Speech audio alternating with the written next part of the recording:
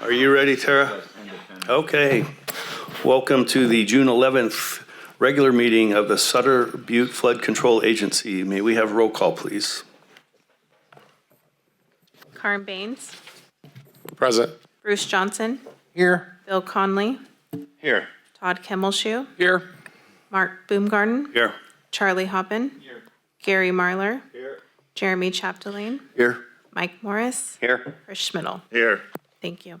If you could please stand and join with me for the Pledge of Allegiance.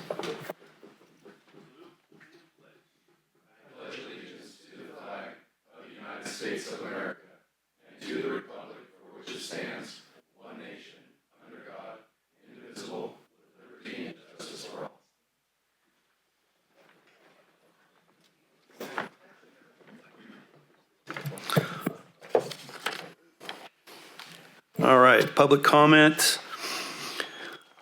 Since we do have some members of the public will be allowed to address the Sutter Butte Flood Control Agency's Board of Directors on items of interest to the public that are within the subject matter jurisdiction of the board. Any member of the audience who may wish to bring a matter before the board that has not been placed on the agenda may do so at this time. However, state law provides that no action may be taken on any item not appearing on the posted agenda. Do we have any public that wishes to address the board?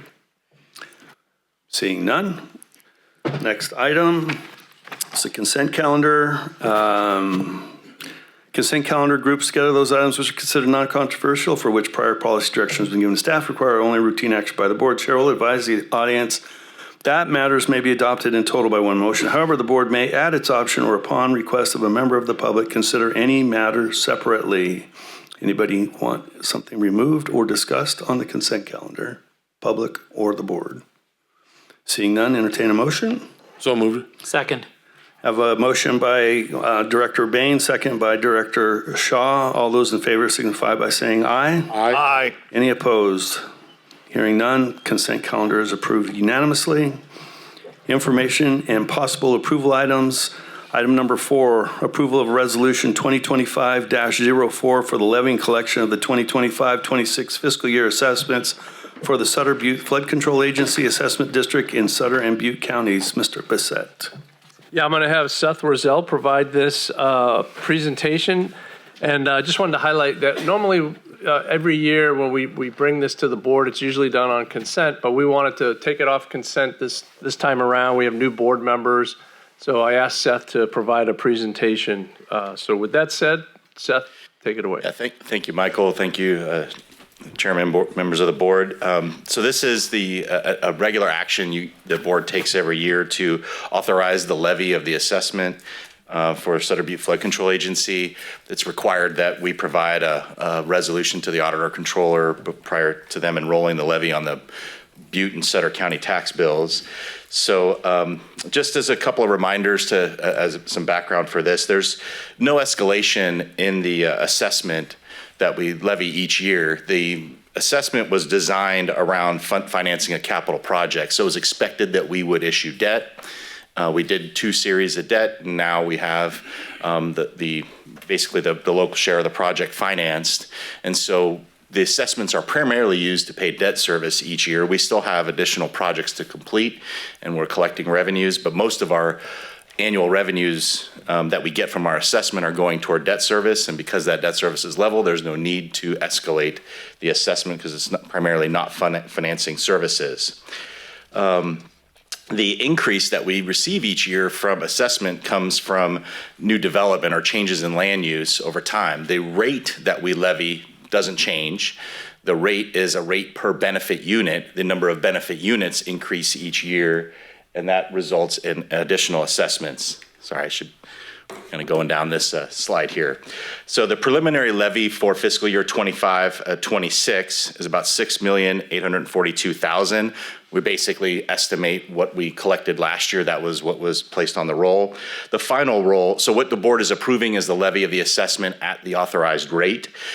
Between now and August 10th, when the assessment roll will be submitted to the county to be included on property tax bills, our assessment administrator, Wildan Financial Services, will go through and collect all the information as of the last secured roll. The assessor's roll is finalized sometime in July. They take that information and then to calculate what the assessments are and looking at any changes in land use.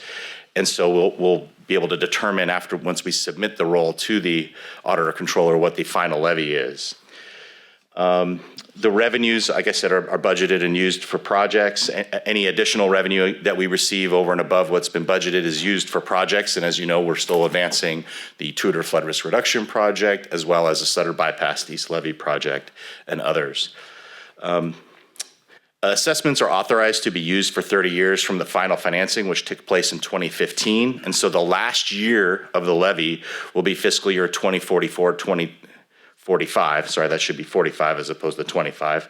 Our final debt service payment is in October 2045. So, and then those last 2 years of assessments will actually be lower because our first financing was issued in 2013. And so that, the last debt service on that is October 2043. So those last 2 years, we'll see lower assessments once that first series of bonds are paid off. The way we use the revenue and the way it's reflected in the budget, the first funding, it was typically used to cover operations. However, this year, new, which you'll see when Sean presents the budget later on this agenda, is that the money that we expect to receive from SJAFCA is being used for operations. So that means that the balance of the levy will be used for projects and debt service. So the first use is for debt service. The fiscal year 2025-26 debt service is $5,445,000. So the balance, approximately $1.4 million, will go toward funding projects and other authorized services that are allowed within the engineer's report. So I wanted to give a little bit of background on the assessment and how it's structured. If there's any questions, happy to answer them. If I doubt that I'm going to be here in 2045, if I am, I won't know that I'm here. But if obviously there'll be something less, will that be redistributed to the people that were assessed, or what will happen to that? I can't imagine that it's going to be zero when we're done. What do you mean in terms of? Assessment. So if there's any revenue that's received over and above our assessment, I mean, what we will be doing is looking at what do we need to pay the debt and any operational costs.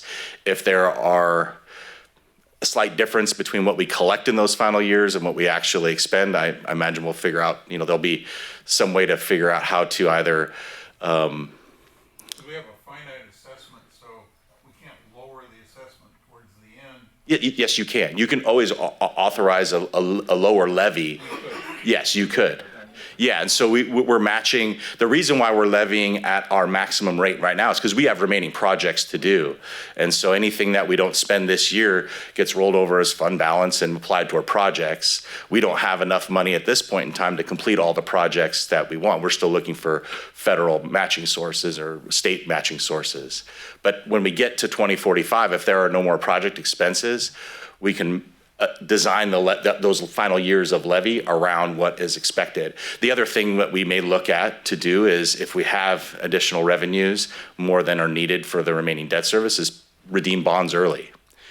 As of 2025, this year, the call provisions on our bonds are now expired. There's a 10-year call provision, meaning we can't ask the bond investor we can't give them money and say we want our bond back and pay it off early until after we could on the 23 series, the 2025 series, now we can redeem bonds early. So right now we have very good financing rates.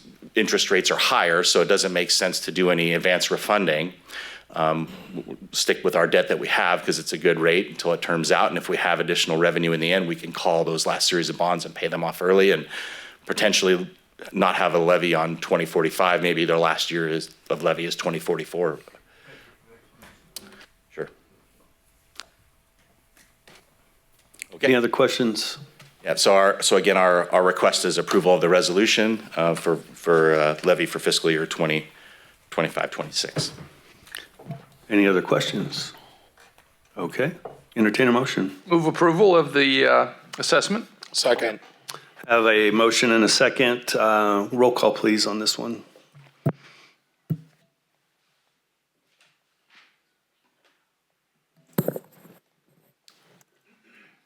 Mike Sigenmeyer, Yes. Carm Baines, Aye. Bruce Johnson, Yes.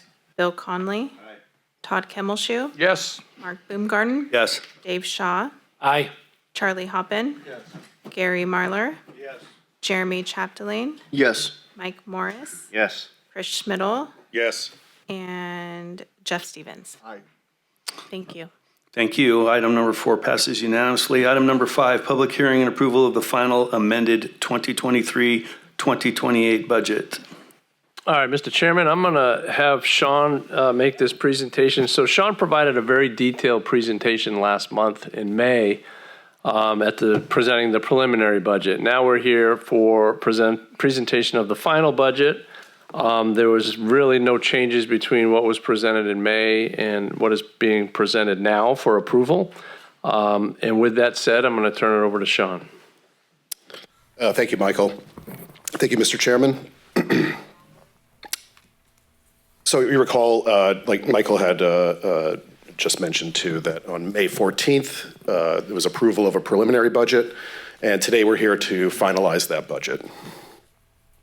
The budget, again, covers 23 through 24 to 27, 28 with 23, 24 actuals, and it amends the 24, 25 through 27, 28 approved budget from last year with obviously some amendments.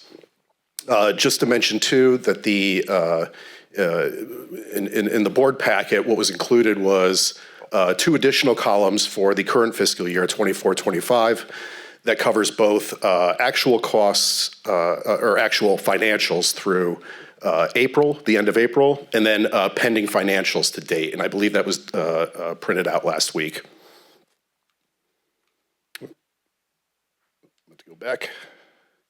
The budget, just to talk about budgeted revenues too. Well, first, the budget is supported by detailed cash flow projections based on current contracts and policy direction from the strategic plan. So it's just a continuation of achieving that strategic plan. Budgeted revenues come from annual assessments, credit sale to SJAFCO, which Seth just briefly mentioned on.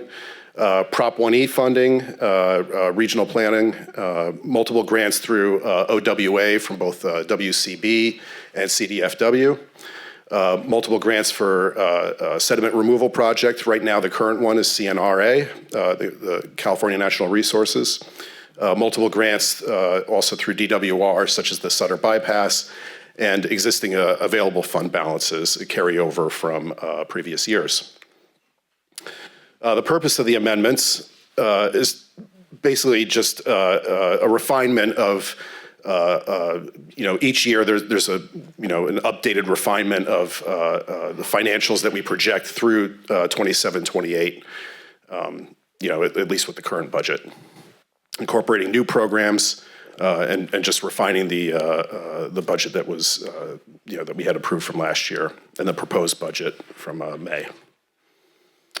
So just some comparison from last year's approved budget.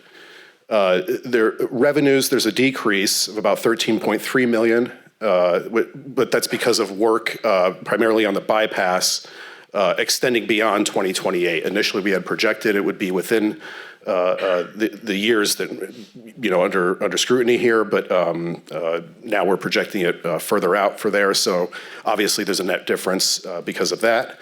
And also expenditures, a decrease of $21.4 million, rolling forward beyond 2028.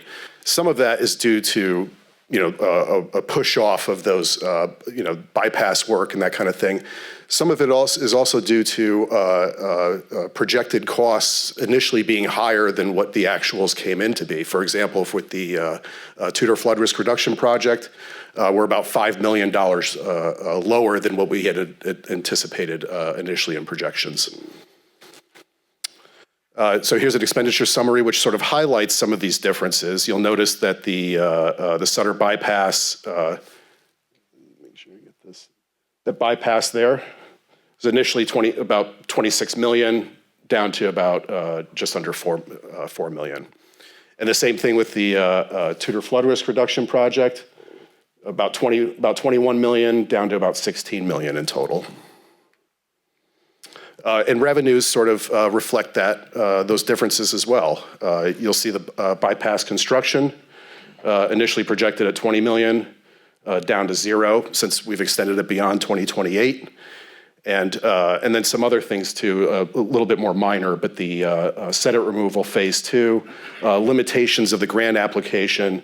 Initially we projected 12 million. It was decreased by 2 million due to those limitations.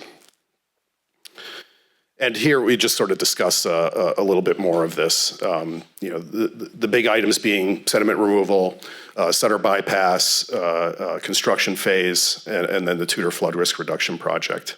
The Robinson's Riffle 2 is just a continuation of we track that under OWA. So I just open up for questions before turning it back over to the chair. Any questions? Seeing none.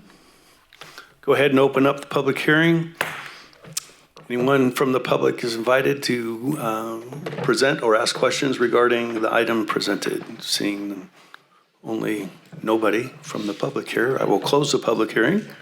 Bring it back to the board for any questions or a motion.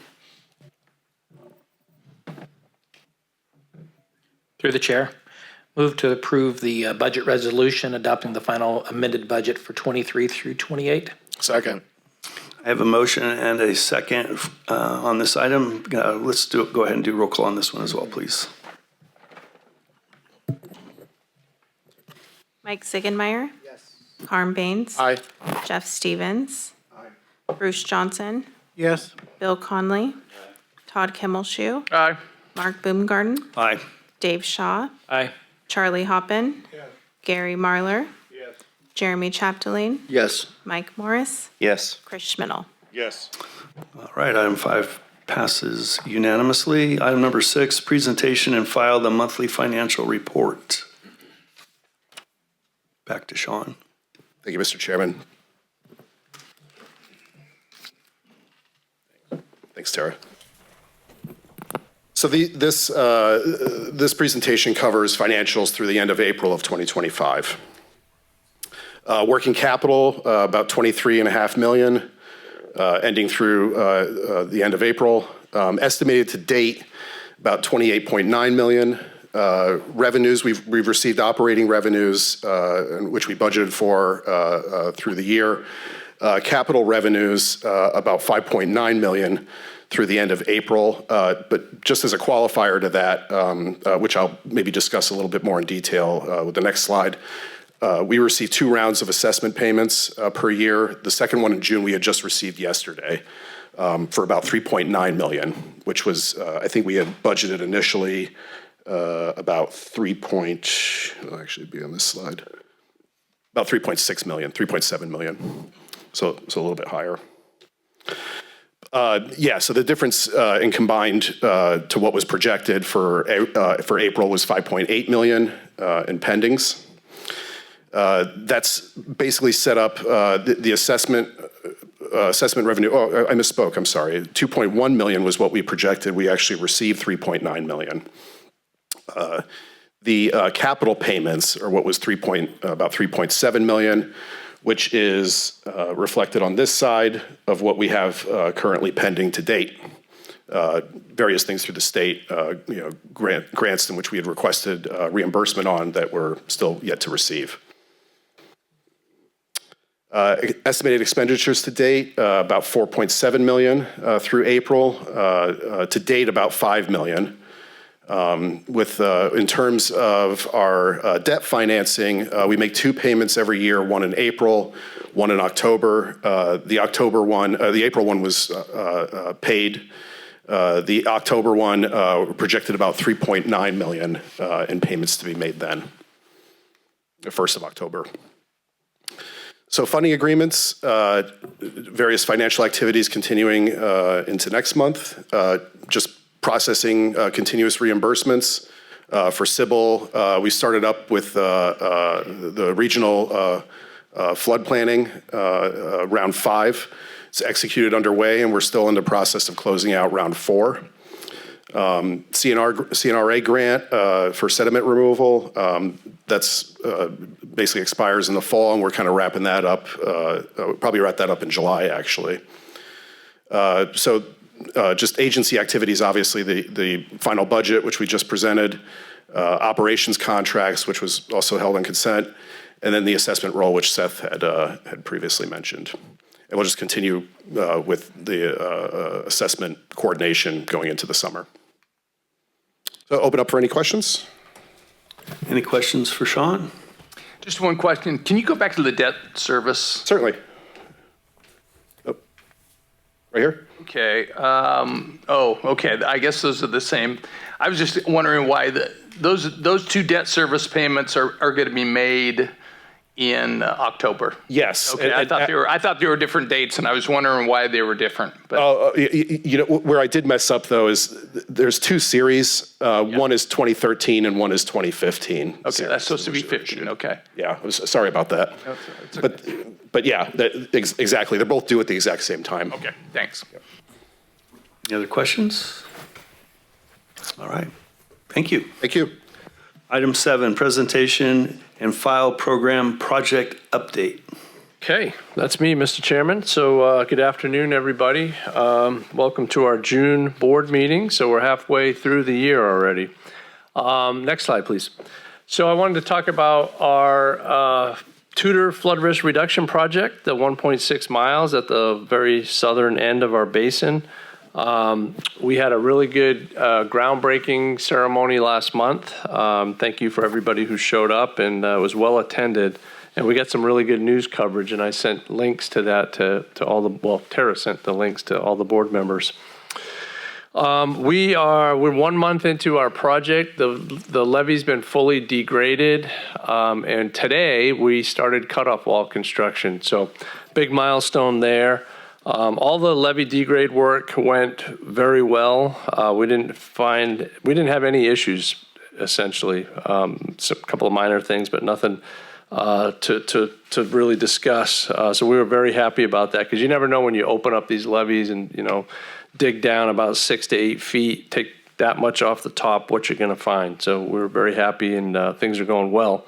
Our contractors work in 10-hour days, essentially. Now that cutoff wall construction started, they may go a little bit longer. It may be 12-hour days, so we're going to wait and see how they handle their operations.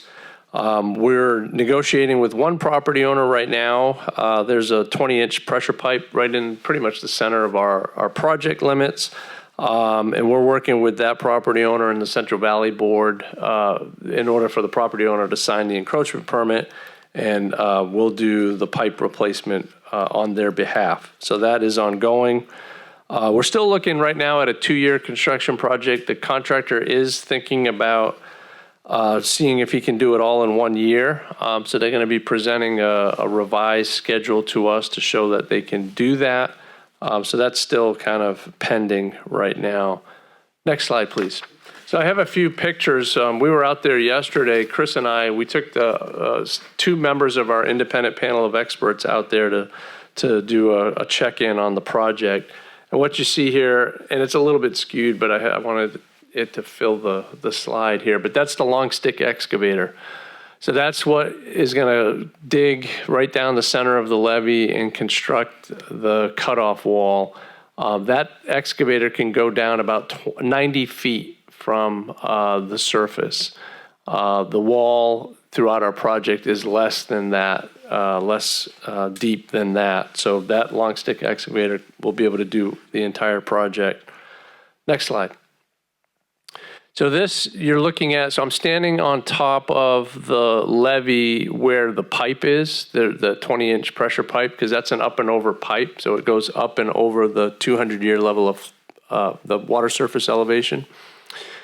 And I'm looking to the east, and what you can see there essentially is that cutout in the earth. That's the cutoff wall trench. So the contractor excavates that trench and then backfills it with type 1 clay material, and then we'll dig the cutoff wall right through that trench. Next slide, please. This is the one picture of the slurry pond. So that kind of orangey looking liquid there in the pond, that's the bentonite clay and water. So they're mixing it, that the backhoe there is holding a bag of bentonite clay. All that clay comes from Utah. And when you touch it, it feels almost like talcum powder. It's very fine. And once that's hydrated with water, that will fill in pores in the soil, and that's what helps prevent water from going through the levee. So they'll pump you see the little pipe there in the foreground. They'll pump that slurry all the way down to where the cutoff wall construction is taking place. And as the contractor digs the cutoff wall into the ground, he'll pump that slurry in there to hold the trench open.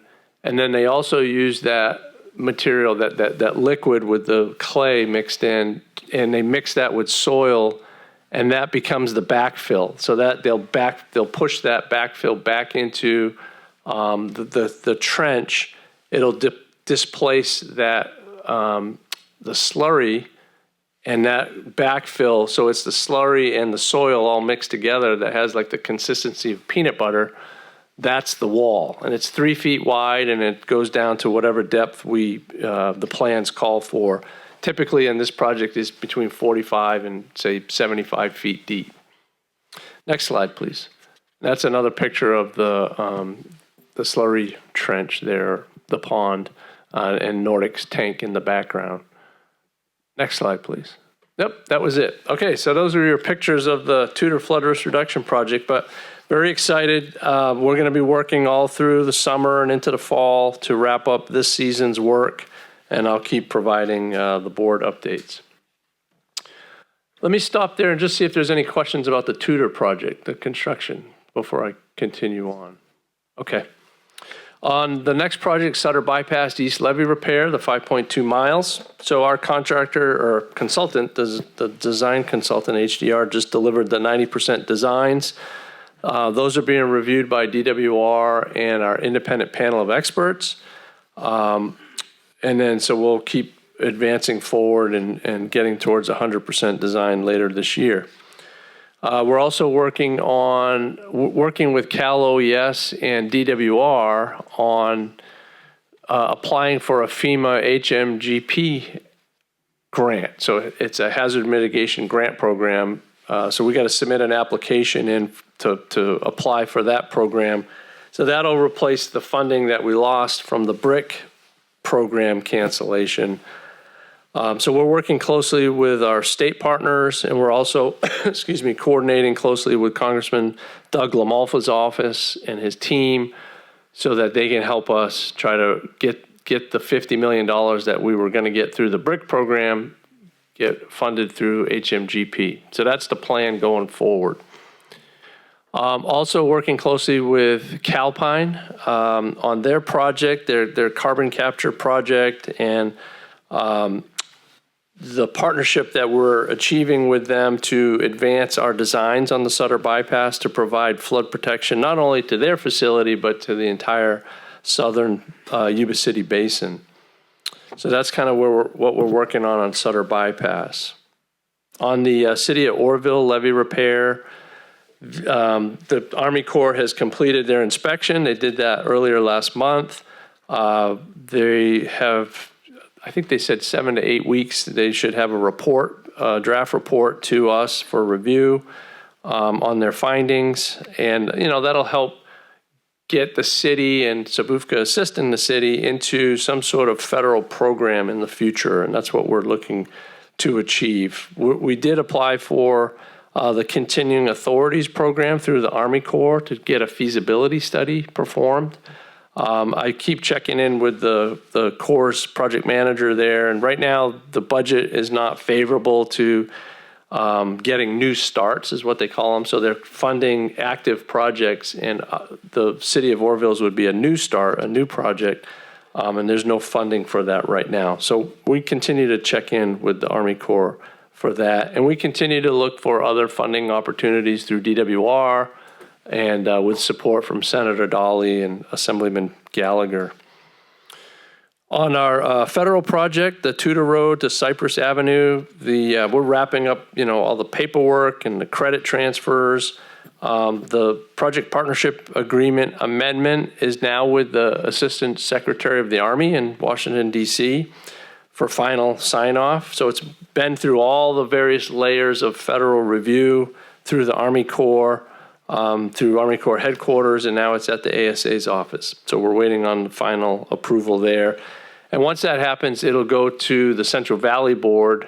So SJAFCA and SBUFCA will all go before the Central Valley Board, get our PPA amendments approved, because the Central Valley Board is the part of the non-federal sponsorship of that program.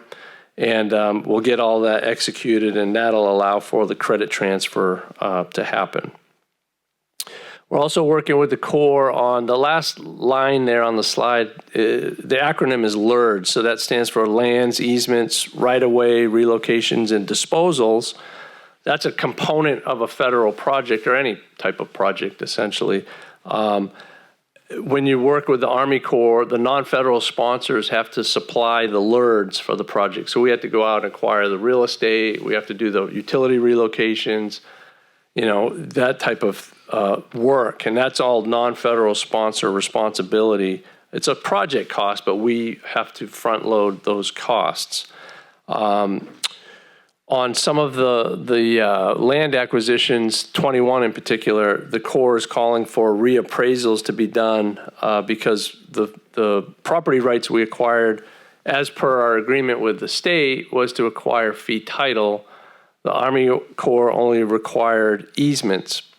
So it's a lesser degree of property right, but they need reappraisals in order to justify the cost for acquiring an easement instead of fee title. So we're working with the Army Corps and the state to look at that, evaluate whether that is worth it to move forward.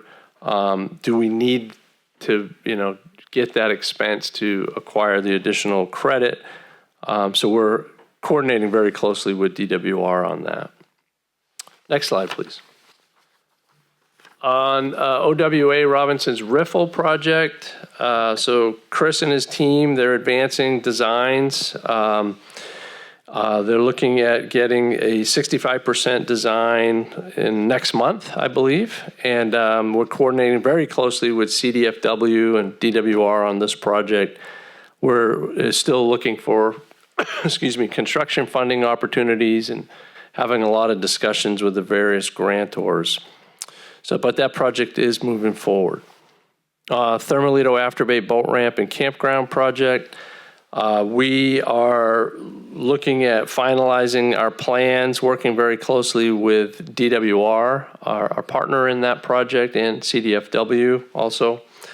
We're looking to go out to bid for this project later this year, and either award a construction contract in December or possibly early in 2026, with construction starting in summer of 2026. So that project is advancing also under that timeline. We're also working very closely with FEMA on the remapping of Sutter County. Chris and his team have been addressing a lot of questions from the consultant from FEMA. And so we're still advancing that project as well. The last two projects here, Feather River Side Channel project by the Sutter County Resource Conservation District. So we're a partner in that. We're going to be reviewing what designs they come up with to ensure these side channels, as they get close to the levees that we've completed, that it's not, whatever they're proposing is not detrimental to the public safety and the integrity of the levee system. So we're going to get funded and paid to do our reviews for that as part of that whole project.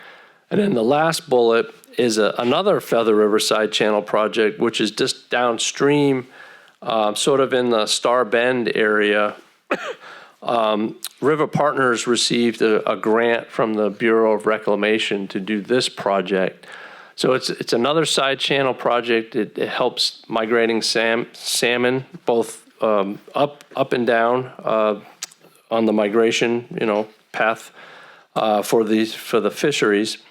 So we're involved in that project through our regional planning effort. So the grant that we have from DWR, we're using that to stay in tune with this project and work with River Partners and their design team on what is being proposed to make sure it doesn't, isn't detrimental to our system. Last slide, please. So I wanted to let the board know there's a Oroville Citizens Advisory Commission meeting this Friday. It starts at 10. It's from 10 to 12. It's online if anybody's interested in tuning into that. So that they're mostly going to be presenting on the water control manual updates for Oroville Dam and New Bullets Bar. And there's going to be there's a lot of questions from the commissioners. So we'll see how that meeting turns out on Friday. And then lastly, we do have a board meeting scheduled for July next month, our normal second Wednesday of every month. Right now, we don't have any action items. So if we continue to stay in that position where the board doesn't, we don't have any pressing matters for the board, we'll go ahead and cancel that meeting in July. Definitely have a meeting in August because we have Jenny from the Army Corps coming to present to the board about the water control manual process. So there's a chance we won't have our meeting in July. So Mr. Chairman, that's all I have. I'm going to turn it back to you, see if there's any questions. Thank you, Mr. Brissett. Any questions? Have one? Michael, I guess this is a little bit hypothetical, but given some of the comments that have been made of late about FEMA and their viability, if FEMA kind of went away or was very compromised, would this remapping loss be of an advantage to us or an advantage, do you think? That's a great question. There's a lot of uncertainties now with FEMA and where that's all going. Not only on the grant side, where we're applying for these, $50 million grants that we're hopeful for, not knowing what's going to happen there. But then on the remapping side, so as part of our project, we're taking some properties out of the floodplain. So we're trying to work with FEMA to ensure that our basin is properly mapped based on all of the levee improvements that we've completed. So I'm not sure where that would go if FEMA was to no longer exist and what other agency would step in and provide that function. So great question. I unfortunately don't have an answer. You, the chair, Mark. Yes.